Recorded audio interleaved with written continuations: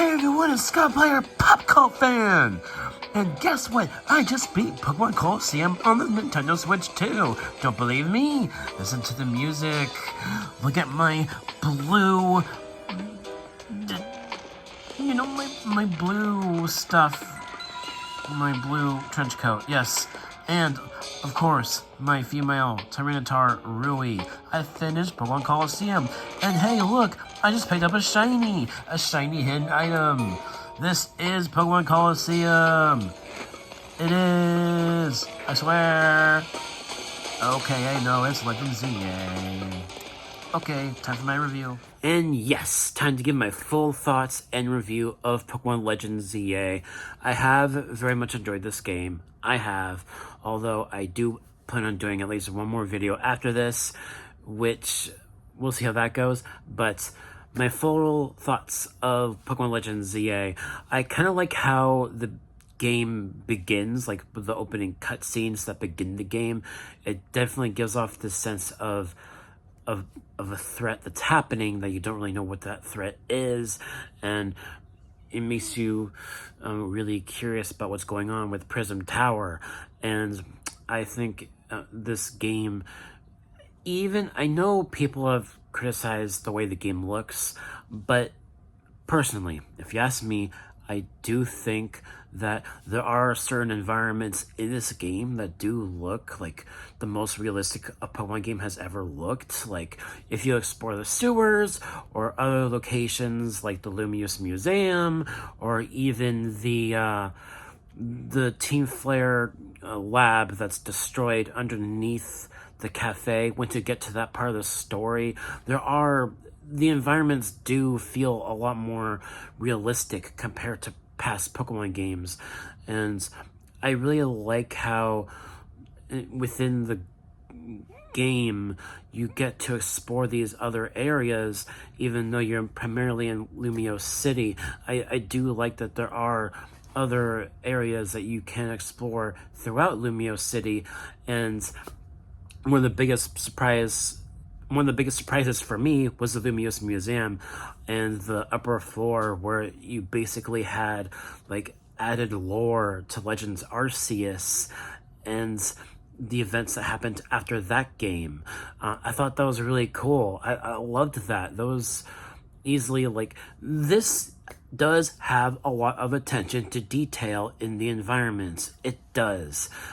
They did put a lot of love and care into the bigger world, even if you're restricted into Lumiose City for the entire game. I mean, I will say that is one tiny little thing about Legends ZA that I wish wasn't the case, but I thought it was still very much enjoyable. You know, Legends ZA, it's kind of like the PlayStation Spider-Man games, where it's like an open world, like, city exploration game. That's very much the PlayStation Spider-Man games with the Pokemon mold over it, and I like that about it.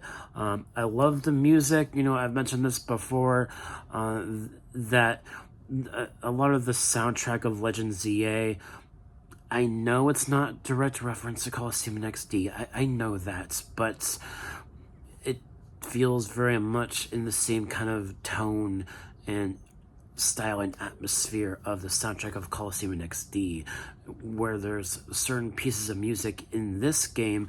There's the sewer theme, as I've mentioned before, and even the music in the destroyed Team Flare lab that you're exploring. You know, when I was exploring that area, it definitely gave me nostalgia for Pokemon X and Y, because, you know, it was basically like full HD 3D of that original, like, dungeon-like area in X and Y. But it also gave me vibes of the 𝐒𝐮𝐬𝐫𝐤𝐵 hideout in Colosseum XD, because it gave off this kind of post-apocalyptic, destroyed look to it. I really like that part of it. That's another thing that made me think of Colosseum XD, the Team Flare lab that was destroyed, that you're exploring. It did make me think of Colosseum XD because of this. It had a similar vibe to it as the 𝐒𝐮𝐬𝐫𝐤𝐵 hideout. And also, in regards to story, I do think that this game, Legends ZA, I do like this story more than Legends Arceus, and I didn't think that was going to be possible because I really liked the story of Legends Arceus. And, you know, I've mentioned this before in my most recent videos, that Legends Arceus kind of felt like a bit of a spiritual successor to Colosseum and XD, and I still feel that way about Legends ZA to a degree, because even though it does not have the emphasis on catching them all like Legends Arceus did, going around the in-game world, pacifying rogue mega Pokemon has a similar, it's similar conceptually to purifying shadow Pokemon in the older games.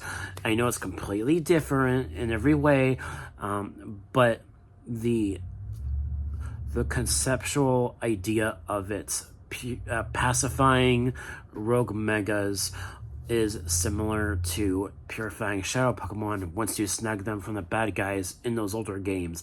And because of that, Legends ZA, I do think, still feels like a spiritual successor to the Colosseum XD, even though it's a completely different kind of game. This is an open world game. You have the real-time based combat. Speaking of the real-time based combat, it does away with PP for moves, for Pokemon moves. And you're primarily having cooldowns for Pokemon moves.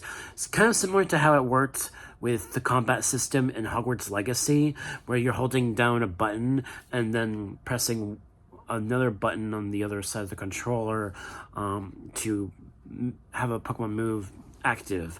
And it works similarly to Hogwarts Legacy in that degree, and I really like that. It was a nice change for Pokemon moves and the combat system overall. The real-time battling feels a lot like a more refined version of the battling in Legends Arceus. There are refined elements from Legends Arceus in this game, which I really liked.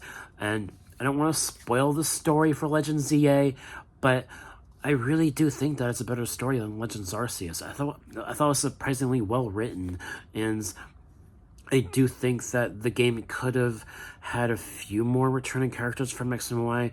I will also say that I kind of wish there were like a few more. I feel like Clement, Bonnie and Clement, the gym leader of Prism Tower in X and Y. I feel like he could have had a decently big role in this game, but he wasn't in the game at all. The original gym leader was not in this game at all, and it was a bit of a shame in regards to that.